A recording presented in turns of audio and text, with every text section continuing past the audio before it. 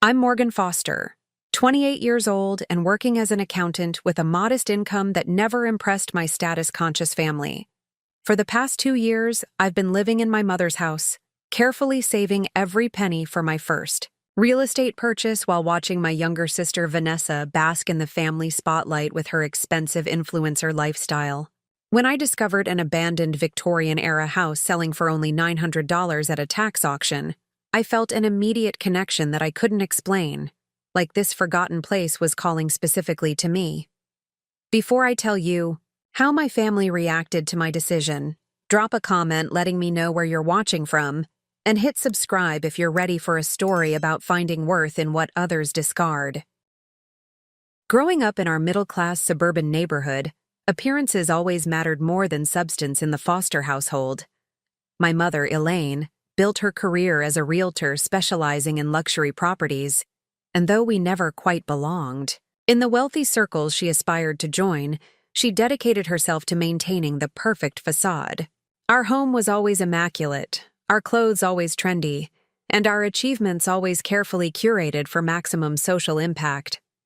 While I inherited my father's practical nature and quiet temperament, my sister Vanessa, 3 years younger than me, was mother's perfect mini-me, beautiful, charming, and innately understanding of how to leverage social connections. When Instagram and TikTok emerged during Vanessa's high school years, mother immediately recognized the potential and invested heavily in equipment, photographers, and even minor cosmetic procedures to help launch Vanessa's career as a lifestyle influencer. By contrast, my decision to major in accounting was met with thinly veiled disappointment. "Playing it safe, as usual," mother had commented when I received my college acceptance letter, the achievement overshadowed just weeks later by Vanessa's first sponsored post deal. My father, though quietly supportive of my choices, rarely contradicted mother's vision for our family. His sudden heart attack 3 years ago left a void that somehow amplified the existing family dynamics. The modest life insurance policy and savings he left behind went mostly under mother's control, with the understanding it would be used for family advancement, a term that increasingly seemed to translate to Vanessa's career. After a painful breakup with my college boyfriend and a job relocation, I temporarily moved back into my childhood bedroom, telling myself it was a smart financial decision while I built my savings. What had intended to be a 6-month stay had stretched to 2 years, during which I'd managed to save just over $40,000 through careful budgeting, bringing lunches to work, driving my 10-year-old Honda, and declining invitations.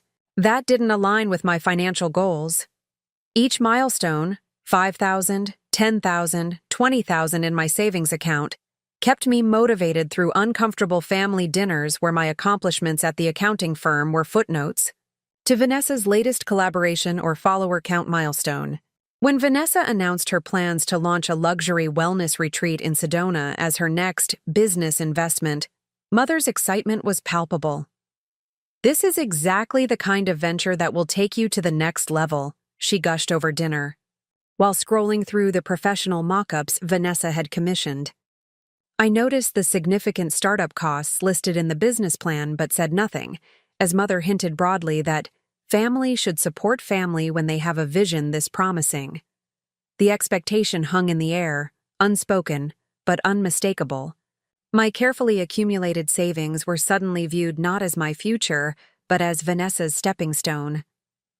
As I excused myself early from that dinner, claiming work deadlines, I caught my reflection in the hallway mirror and barely recognized the woman who had become so accustomed to feeling invisible in her own family's home. Something needed to change, and soon. My interest in real estate began as an escape from the mounting tension at home. Each evening after work, I'd browse listings online, calculating mortgage payments and renovation budgets for hypothetical properties. It started as a distraction, but evolved into genuine research as I educated myself on property values, inspection concerns, and investment potential. On a particularly frustrating Tuesday after another dinner dominated by Vanessa's retreat plans, I expanded my search parameters to include foreclosures and auctions, more out of curiosity than serious intent. That's when I saw it, a dilapidated, Victorian-era house listed in an upcoming tax auction with a starting bid of just $900. The listing showed only one exterior photo of a clearly neglected property with peeling paint, overgrown vegetation, and a partially collapsed front porch. Most people would have scrolled past immediately, but something made me click and read further. Located in the historic district of a small town 30 minutes from my current job, the property had been abandoned after the elderly owner passed away without heirs, and property taxes had gone unpaid for 3 years. The next morning, I called in sick to work for the first time in my career and drove out to see the property in person. The reality was both worse and better than the online photo suggested. The yard resembled a small jungle, with weeds reaching the first-floor windows and several volunteer saplings growing precariously close to the foundation. The slate roof had visible gaps, the paint had peeled to reveal multiple previous colors, and the wraparound porch sagged dangerously. Yet beyond these obvious flaws, I could see the bones of something magnificent. Intricate gingerbread trim partially intact under the eaves, original stained glass transoms above solid wood doors, and the graceful proportions that characterize Victorian architecture. I didn't enter the house that day. Legally, I couldn't. But I took dozens of photos and spent my lunch hour at the county records office researching its history. The house had been built in 1893 by a local merchant who'd made his fortune in textiles. For almost a century, it had remained in the same family until the last descendant, an elderly woman named Margaret Winters, had passed away without children. Fascinated, I reached out to my college friend Tyler, now a contractor specializing in historic renovations. When I texted him the listing photos, he immediately called me. "The structure looks salvageable," he said, his voice reflecting professional curiosity. "These old Victorians were built to last. If the foundation is solid and there's no major water damage, it could be an amazing project." 2 days later, Tyler accompanied me to a proper inspection of the interior, arranged through the auction company. The inside was a time capsule, dusty but largely intact original hardwood floors, ornate ceiling medallions, a sweeping staircase with hand-carved balusters, and even some period light fixtures. True, there was significant work needed. The kitchen and bathrooms were hopelessly outdated. The electrical system would need complete replacement, and water stains on several ceilings indicated roof leaks. But after 3 hours of thorough examination, Tyler gave me his professional assessment. Structurally, it's remarkably sound. You're looking at roughly $35,000 for essential renovations: roof, electrical, plumbing, one functional bathroom, and a basic kitchen. If you're willing to do some of the cosmetic work yourself and live through the renovations, you could make this place amazing on your budget. That night, I created a detailed spreadsheet: $900 for purchase, approximately $35,000 for critical renovations, leaving a small buffer for unexpected issues.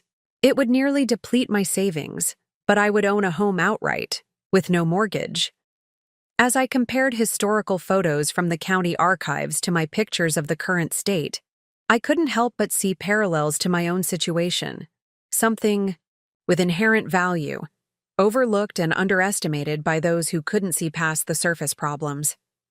The auction was scheduled for the following week, and as I registered as a potential bidder, I felt the first genuine excitement I'd experienced in years. 3 days before the auction, Mother announced a special family dinner, mentioning that Aunt Patricia and Uncle Richard would be joining us, along with my cousins. "Vanessa has a comprehensive presentation about her retreat," she informed me, "while scheduling a hair appointment. Wear something appropriate. Patricia always notices these things." I selected a conservative blue dress from my work wardrobe and arrived in the dining room to find it transformed with Mother's best china, fresh flower arrangements, and printed materials at each place setting. Vanessa, stunning in a cream designer outfit that probably cost more than my monthly salary, connected her laptop to our TV for her presentation. Dinner conversation centered entirely around Vanessa's growing influence and connections until Mother tapped her glass for attention. "As you know, we've gathered to discuss an exciting opportunity," she began, nodding to Vanessa. For the next 20 minutes, my sister delivered a polished presentation about her planned wellness retreat, exclusive, experience-focused, with authentic spiritual elements and premium pricing. The financial section revealed startup costs of $50,000, with projected returns beginning after 18 months. "We've secured partial funding through my partnership arrangements," Vanessa explained, "but we need additional family investment to maintain controlling interest." Uncle Richard, impressed, immediately offered $5,000. Aunt Patricia followed with the same. Mother beamed with pride, announcing her own $10,000 contribution. All eyes turned to me expectantly. "Well, Morgan?" Mother prompted. "This is exactly the sort of family opportunity you've been saving for." The assumption left me momentarily speechless. I cleared my throat, surprised by the steadiness in my voice. "Actually, I've been saving for my own investment. Opportunity, I'm buying a house." This announcement was met with curious interest until I showed them the property photos on my phone. Aunt Patricia's expression shifted from interest to horror. Uncle Richard awkwardly passed the phone back without comment. Mother laughed.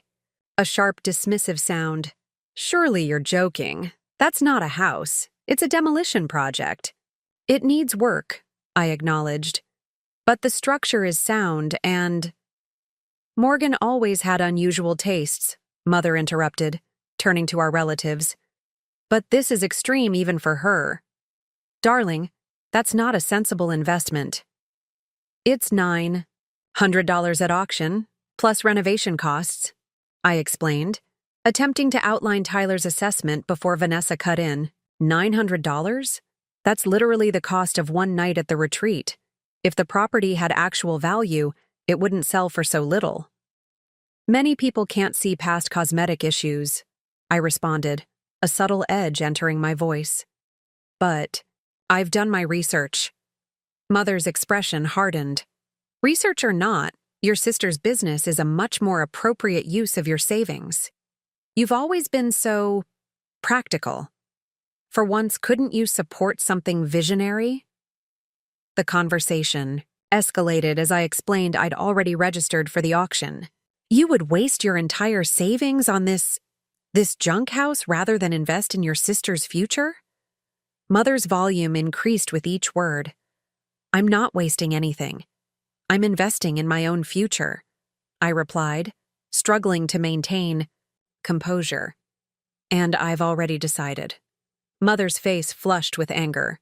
"This is unbelievably selfish. Your sister has worked so hard to create real opportunities while you've been playing it safe your entire life. The one time your family needs your support, you choose this?" She gestured dismissively at my phone. Aunt Patricia interjected with forced concern. "Morgan, dear, have you been feeling well lately?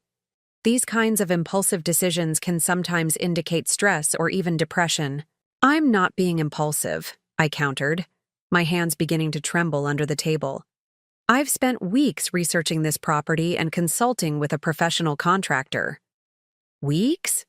Vanessa's perfect eyebrows arched dramatically. "You've been planning this for weeks while knowing about my retreat plans, while I've been including family investment in my business model?" The guilt trip was expertly delivered, making me the villain despite the fact that no one had actually asked if I wanted to invest in her project. They had simply assumed my savings were available. As dinner concluded with uncomfortable tension, Mother pulled me into the kitchen under the pretense of helping with dessert. "You will not embarrass this family with this ridiculous project," she hissed, her voice low but intense.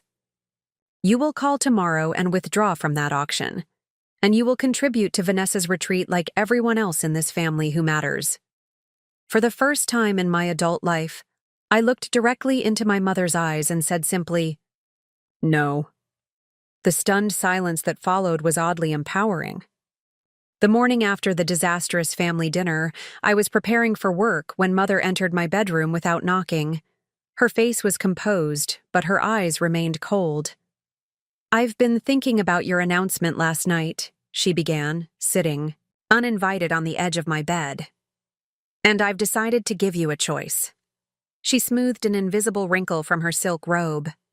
"Either you reconsider this foolish house purchase and contribute to your sister's business like a proper family member, or you can move out immediately." The ultimatum hung in the air between us. "I'm not changing my mind about the house," I replied, continuing to apply mascara as though this conversation wasn't altering the trajectory of my life. "Then you have 1 week to find other accommodations," she stated flatly. "I won't have someone living under my roof who so blatantly disrespects family priorities." As I turned to face her, she delivered the blow she had clearly rehearsed. "If you want to live like junk, then go live in your junk house, but don't expect to be welcomed back when your little project inevitably fails." She rose and moved toward the door, pausing for dramatic effect. "You've embarrassed this family enough already. Patricia texted me last night saying she's genuinely concerned about your mental state." After she left, I sat motionless at my vanity, mascara wand suspended in midair, as the reality of my situation crystallized. In 1 week, I would be effectively homeless, as the house wouldn't be habitable immediately after purchase. The auction was still 2 days away. Despite my outward confidence, doubt crept in. Was I making a catastrophic mistake? My phone chimed with a text from Vanessa. "Mom told me what happened. I'm really worried about you. This isn't like you to be so selfish. Maybe we could talk. I'm sure we can find a compromise where you could still contribute something to the retreat." The manipulative phrasing wasn't lost on me, and I left it unanswered as I finished preparing for work. Throughout the day, messages arrived from various family members. Aunt Patricia suggested the name of her therapist. Uncle Richard offered to talk sense into me over golf on Saturday. Cousin Melanie, always Mother's informant, asked pointed questions about my sudden interest in derelict properties. Only my cousin James sent something supportive. "Whatever you decide, know that I've got your back. Mom and Aunt Elaine don't speak for all of us." That evening, I began the painful process of sorting my belongings, separating necessities from items that could go into storage. The auction proceeded as scheduled, and with surprisingly no competing bids, I became the owner of the Victorian house for exactly $900 plus fees. Mother's expression when I showed her the deed was a mixture of disbelief and disappointment that cut deeper than expected. "You've actually gone through with this insanity," she stated, shaking her head. "I honestly thought you'd come to your senses." The remaining days passed in uncomfortable silence. Vanessa alternated between ignoring me completely and making tearful appeals about family loyalty. Mother moved between cold fury and theatrical sighs of disappointment. By the weekend, I had arranged for my essential belongings to be transported to the house. Despite Tyler's warnings that it wasn't ready for habitation, the utilities are connected now, but there's no hot water yet, and the heating system is questionable at best, he cautioned as we unloaded my car. "You sure you don't want to crash at my place until we've handled the basics?" I declined his offer, feeling a stubborn need to prove, perhaps primarily to myself, that I could make this work. That first night alone in the empty house was a test of resolve I nearly failed. With only a camping mattress on the floor of what would eventually become my bedroom, battery-powered lanterns casting eerie shadows on peeling wallpaper, and the persistent sound of water dripping somewhere in the distance, I curled into my sleeping bag and finally allowed myself to cry. The tears came not just from fear or uncertainty, but from a deeper wound, the realization that my family had assigned me so little value that they would discard me entirely for daring to prioritize my own dreams. As temperatures dropped to uncomfortable levels in the drafty house, I questioned every decision that had led me to this moment. Sleep came fitfully, interrupted by strange house sounds and the weight of my own doubts. The first morning in my new home brought unexpected consolation. I awoke to sunlight streaming through the east-facing windows, filtering through decades of dust on the glass, yet somehow transforming the shabby room into something almost magical. The light illuminated details I hadn't fully appreciated during the inspection. Intricate crown molding, the subtle pattern in the hardwood flooring, and the perfect proportions of the 10-foot ceilings. Working with Tyler, I developed a strategic renovation plan focusing first on creating one habitable zone. A functional bathroom, safe electrical system, and weatherproof roof became the priorities. My savings, severely depleted by the necessary professional work, wouldn't stretch to conventional renovations beyond these essentials. This limitation became my unexpected education. YouTube tutorials became my evening companions as I learned to strip wallpaper, repair plaster, refinish floors, and paint like a professional. The local hardware store, initially intimidating with its overwhelming options, gradually became familiar territory, where staff greeted me by name and offered advice freely. During my third week of ownership, a tentative knock at the front door revealed an elderly woman clutching a plate of homemade cookies. "I'm Irene Davenport from next door," she introduced herself, eyes warm with curiosity. "I've been watching your progress and thought you might need sustenance." Irene, it turned out, had lived in the neighborhood for 60 years and remembered Margaret Winters, the home's last owner. Such a lovely woman, though quite private in her later years, Irene reminisced as she helped me wash decades of grime from the kitchen windows. She would be pleased to see someone bringing life back to this old place. Through Irene, I connected with other neighbors, some initially skeptical of my project, but increasingly supportive as they witnessed my daily efforts. The neighborhood handyman lent me specialized tools with informal tutorials. A retired carpenter offered to help rebuild the front porch in exchange for my assistance organizing his deceased wife's extensive library. At Tyler's suggestion, I created an Instagram account documenting the restoration process, partly to track progress and partly to connect with other old house enthusiasts. What began as occasional posts about specific projects unexpectedly gained followers, people fascinated by the transformation and offering encouragement or advice. 6 weeks into the renovation, I received my first sponsorship offer from a company specializing in period-appropriate hardware, providing authentic replacements for missing doorknobs and hinges in exchange for feature posts. Despite working full-time and spending every evening and weekend on the house, I discovered reserves of energy I never knew I possessed. Each small victory, a cleaned chandelier revealing its crystal beauty, a repaired section of ornate trim, the first properly functioning bathroom, built confidence that extended beyond home improvement skills. Mother's predicted check-in calls never materialized. The family silence was nearly complete, aside from occasional updates from James. Through him, I learned that Vanessa's retreat planning continued, funded by Mother's increasingly significant contributions and loans from other relatives. My absence from family gatherings was apparently explained as a concerning phase I was going through. While the estrangement hurt, it also created space for new relationships. The DIY restoration community introduced me to people who valued creativity, resourcefulness, and authenticity over appearances, qualities that had never been currency in the foster household. For the first time in my life, I was building connections based on genuine shared interests rather than obligation or proximity. As fall turned to winter, the house slowly became more comfortable. The new roof and repaired windows kept out the elements. The restored central heating system, a significant investment that consumed the last of my savings, provided reliable warmth. The kitchen, though still sporting mismatched salvaged cabinets and secondhand appliances, became functional enough for simple meals. Each evening, I would sit in my gradually evolving living room, surrounded by tools and paint samples, and feel something I recognized as contentment, a quiet pride in creating something meaningful from what others had discarded. 6 months into the renovation, Disaster struck without warning. I awoke at 3 in the morning to the sound of rushing water and stumbled downstairs to find the first-floor ceiling had partially collapsed, water pouring from a burst pipe in the upstairs bathroom.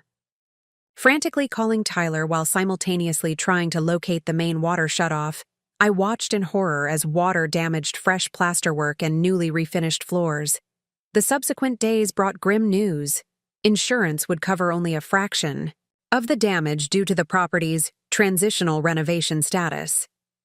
The necessary repairs would cost thousands I didn't have, potentially derailing the entire project. As I sat amidst the wreckage, calculating whether a personal loan could cover the repairs without bankrupting me, an unexpected knock came at the front door. My mother stood on the porch, immaculately dressed as always, taking in my disheveled appearance with a critical eye. "James mentioned you've had some problems," she said by way of greeting. "I thought I should see this situation for myself." Her inspection of the house was methodical, noting progress with grudging acknowledgement, but lingering on unfinished areas and water damage with obvious disapproval. "You've certainly been working hard," she finally conceded, running a finger along a freshly painted trim. "Though I maintain this entire project was ill-conceived." We settled in the only fully furnished room, the small library I'd prioritized as my sanctuary. "Vanessa's retreat project has encountered difficulties," Mother announced after declining my offer of tea in a chipped mug. "The investor who promised matching funds withdrew unexpectedly. The family contributions, including my significant portion, are currently at risk." The familiar pressure became immediately clear. "I didn't come to ask for help," she continued, though her tone suggested otherwise. "But it occurs to me that this property, despite its obvious challenges, might have appreciated somewhat with your improvements. A quick sale could be advantageous for both of us." The implication hung in the air. Sell my house to finance Vanessa's failing project. "I'm not selling," I stated simply. Mother's composure slipped momentarily. "After everything this family has done for you? Your sister is facing financial ruin, and you sit in this monument to selfishness and refuse to help?" Something unexpected happened then. Not a dramatic confrontation, as I might have once imagined, but a calm clarity that settled over me like the dust in a long unopened room. "What exactly has this family done for me, Mother?" I asked quietly. "When have my dreams ever been supported the way Vanessa's have been? When has my practical approach to life been valued instead of dismissed? This house isn't a monument to selfishness. It's the first place where I've ever truly belonged, where my work and vision matter." Mother's expression shifted between shock and indignation. "We gave you everything growing up. We supported your education. You tolerated my choices while making it clear they disappointed you," I interrupted, surprising us both. "You've been waiting my entire life for me to become someone else. Someone more like Vanessa. Someone more like you. I'm done waiting for approval that will never come." The silence that followed felt weightless, as though a burden I'd carried for decades had finally been set down. "I think you should leave now," I said, standing to show her to the door. "I have a ceiling to repair." After she left, I leaned against the closed door, expecting tears or regret. Instead, I felt an unfamiliar lightness, the liberation of speaking truth after years of careful silence. The water damage crisis, though still very real, somehow seemed less overwhelming. That evening, my phone buzzed with unexpected messages from restoration community followers offering assistance after seeing my post about the setback. A local plumbing company, intrigued by the historic aspects of the project, offered discounted labor. Tyler arrived with 2 friends from his construction company, volunteering a Saturday to help with the ceiling repairs. Most surprising was a message from Vanessa, sent privately. "I saw Mom after she visited you. She's furious, but I think she's also shocked that you stood up to her. For what it's worth, I'm jealous of what you're creating there. It's authentically yours in a way my retreat project never was. It was always about Mom's vision, not mine. The message concluded with a tentative question. Would it be weird if I came to see your house sometime? Just me, no Mom, no drama. The reconciliation wasn't immediate or complete, but it was a beginning. The first sincere communication we'd shared in years. As I worked alongside my new community of supporters, replacing damaged materials and implementing improved water systems, I realized the crisis had revealed something crucial. I was no longer alone, no longer the invisible foster daughter, waiting for validation. I had built not just a house, but a life with its own foundation, structure, and purpose. 1 year after purchasing my junk house for $900, I hosted an open house celebration marking the substantial completion of the main floor renovation. The transformation stunned even those who had witnessed the progress incrementally. The once collapsing front porch now featured restored Victorian details and comfortable seating. Inside, original hardwood floors gleamed beneath area rugs salvaged from estate sales. The living room's focal point, a marble fireplace I'd uncovered, beneath layers of drywall, displayed period-appropriate restoration.